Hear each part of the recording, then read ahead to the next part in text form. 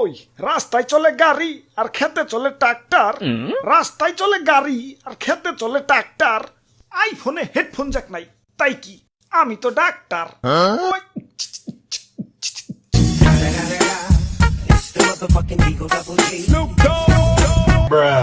সরকারি হাসপাতালের ডাক্তার আমি, 2টা পর্যন্ত এত এত রোগী দেখি, হালা টেকাই চোখে দেখি না, বোরিং চাকরি, করুন লাগে তাই করি। 2টার পর শুরু করি আসল খেলা, প্রাইভেট ক্লিনিকে বসি, রোগী দেখলেই টেকা, জন প্রতি 500। এখন কইতে পারো ভিজিটে তো বেশি নেই কেন? আরে 2টা পর্যন্ত না খাওয়া, এখন খাইলে কি কম করে খামু?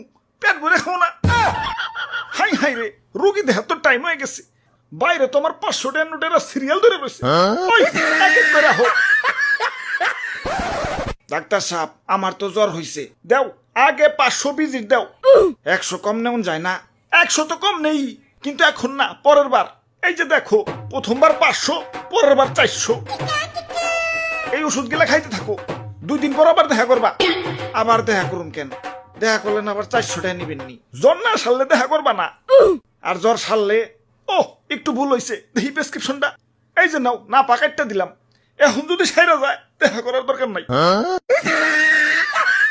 দেশে ডাক্তার বাইরে যাওয়ায় কম্পিটিশনও বাইরে গেছে, তাই রোগী গো রিপিট কাস্টমার বানাই তুই, জোর কই রে বানাই তুই।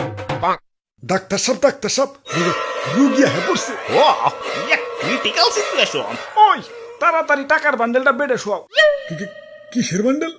মানে রোগীটারে বেডে শোয়াও। Okay.